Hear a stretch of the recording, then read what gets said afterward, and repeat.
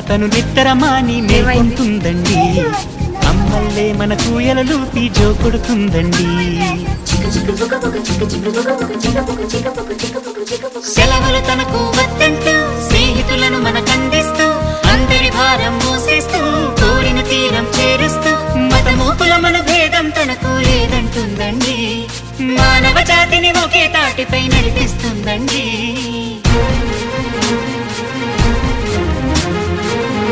Chicka, chicka,